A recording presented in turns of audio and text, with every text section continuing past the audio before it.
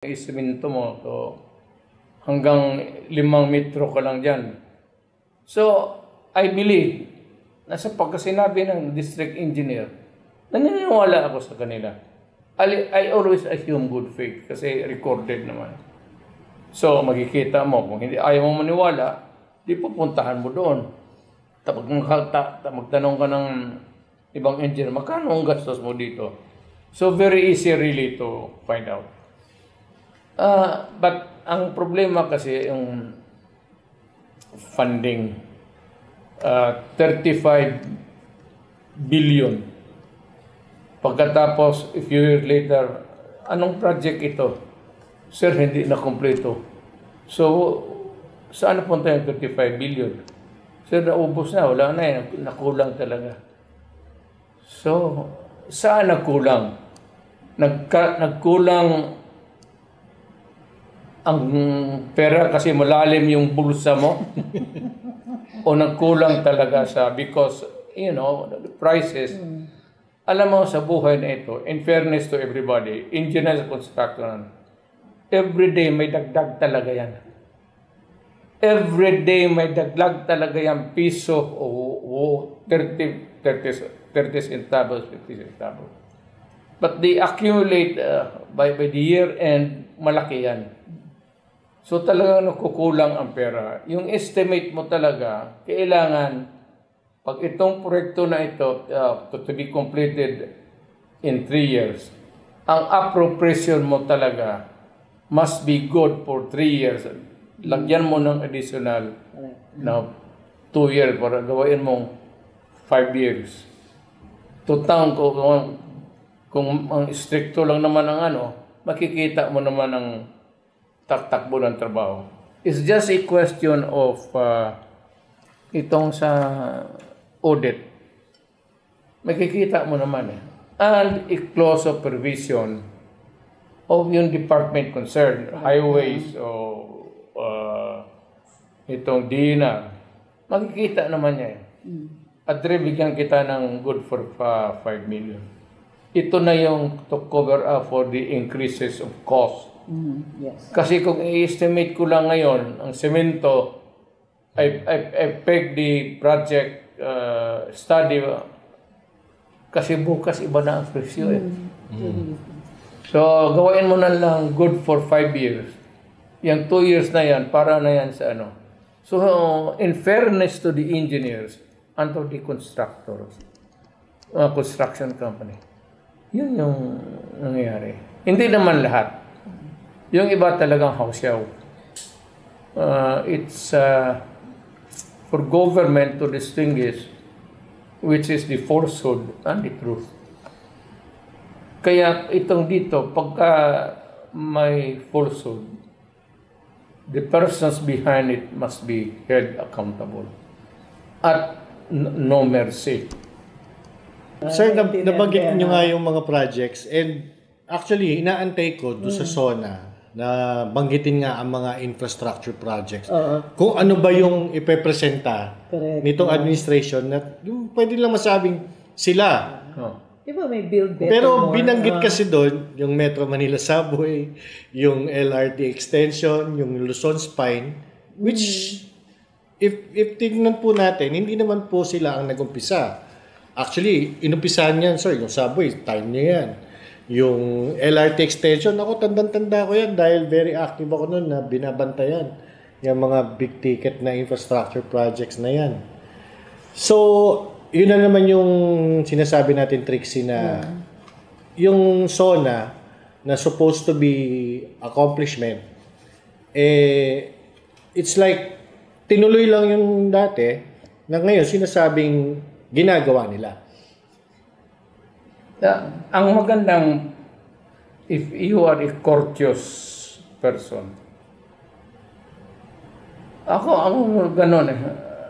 Ito, inumpisan ito ng predecessor ko. Ito yung natapos. Correct. Tapos ito yung dinagdag ko. Kulang pa rin. Yes. Wala na tayong pera. Pero hanggang dito lang tayo. Kasi hindi natin kaya. Kasi hindi lang ito ang problema ko. So, the next president might be able to finish the project.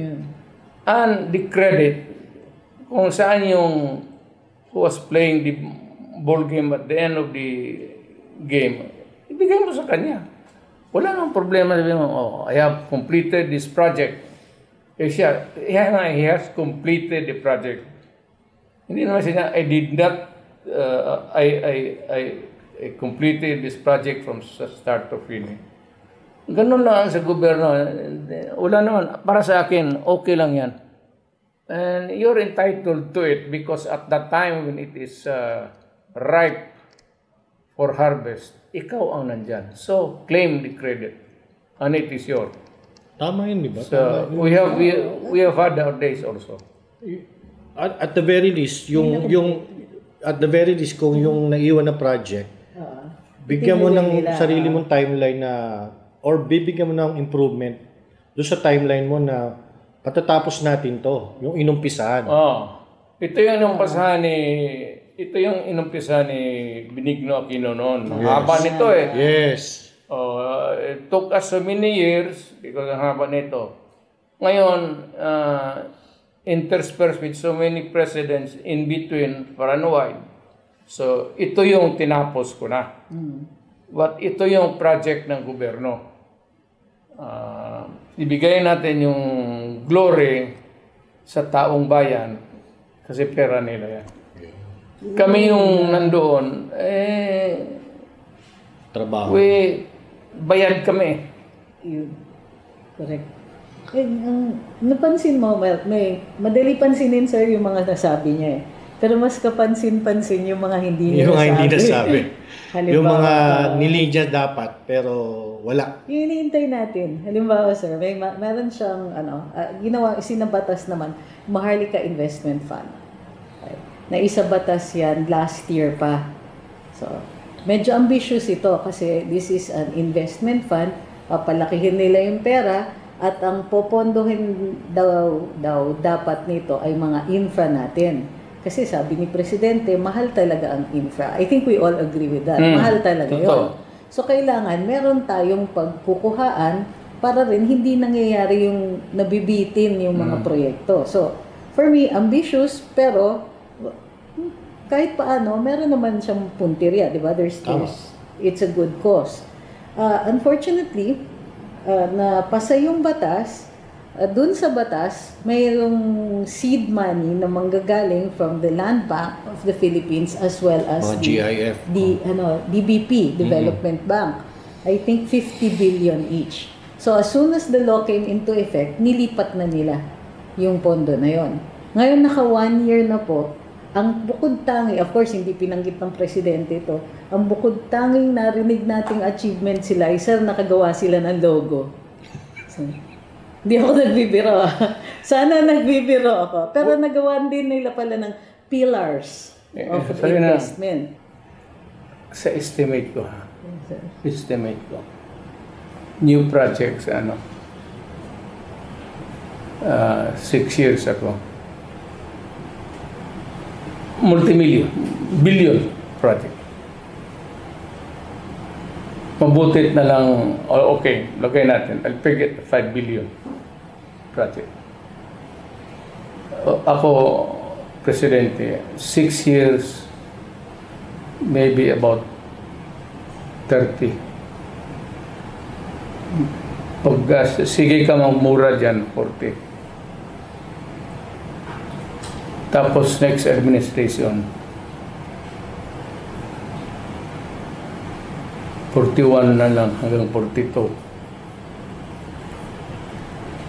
Kasi nawala na. Wala na. Naubos na. Ganun. Ganun. Kaya ako, wary ako sa paggobyerno. Mas mabuti pa, itong opisina na ito, one big office, maraming computer, tapos maraming researcher, tapos lahat ng buong mundo magsali, magbibing ka na lang, huwag kang kumuha ng lowest bid kasi pag ni lowest bid, babarating ka niya. Doon ka magkuha dito sa about 100% dito in its totality na mag-participate, dito ka magkuha sa mga 40 ganun. Kasi huwag ka masyadong ambisyoso dyan sa pababa. Kalang pababa, bagsak talaga yan. Kasi magbibid yan. Itong mga bidder, magbibid yan.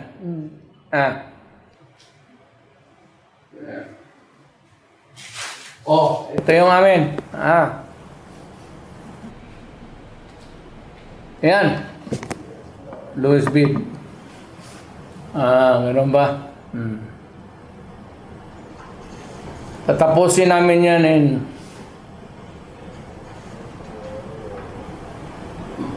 ilan ang mahiram natin? Ilan ba yung ayusin ba? Ilan ba yung Korean? ilan ba yung hiramin natin to putang ina. Paglabas-labas na. Tatapusin namin yan 3 years. Kung matapos man ng 3 years, pagdaang ng bagyo, wala na. O kung matapos man, hindi 3 years. Mga 6 years. O tapos na yung project. But in the meantime, along the way, yung funding hanggang from yung original would only be good for 5 years. Hindi na matataposan. Without an additional funding, wala na talaga. Yan ang karamihan sa gobyerno. Kaya pala siguro hindi binanggit ni Pangulo kung ilang metro yung inusad na subway. Kasi sinabi naman na malalim na yung hukay. Sinabi naman malalim na daw yung nahukay nila. Pero ano pa ba yung nagbanggit siya ng railway system. Sabi niya parang may railway renaissance. Oo, sinabi niya yun. So nabanggit nga dyan yung subway. So umusad na daw ng ilang metro. Ayun, loud significant accomplishments in its tunneling works. Sa puntong ito, katumbas na ng 3 hanggang 6 na palapag ang lalim ng nahukay. At tuloy-tuloy na umuusad sa susunod na estasyon. So notable, sir, walang binanggit kung ganong kalayo pumunta. Nabanggit yung lalim.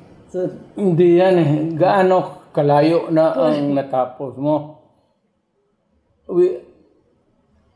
Hindi tayo we're not digging for a treasure. Tsaka kung matatapos ba sa administrasyon mo, yung kung mabubuksan ba yan o ma-ooperate ba yan? So, hindi treasure hunting ito.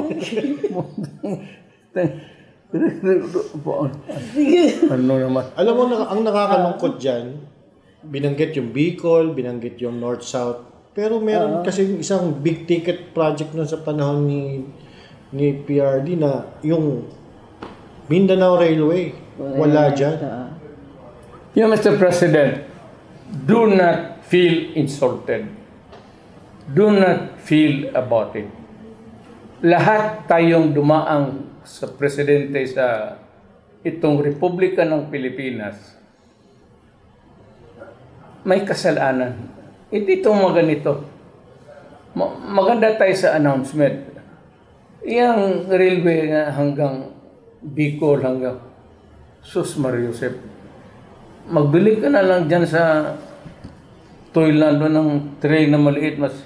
Mas gagana pa yung mas mabilis aabot yun, sir. Hindi, paikutin mo lang dyan sa mag-imagine ka na lang muna hanggang sa panahon na pero sir, seriously, yung Mindanao Rail, sir, nung umalis kayo sa opisina, ready for parang contract signing na lang po ang kulang. Natapos groundbreaking yun kasi ang Mindanao has been ready for a railway for decades na. Meron talaga siyang daanan, meron siyang na-prepare na yun. Nakalatag panahon na. pa yata ni Marcos Sr.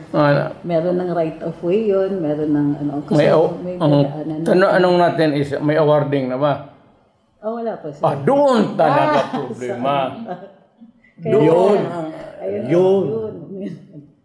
Pero, doon kaya hindi kaya hindi pa nabanggit. Kaya parang namatay siya, na-shelve siya,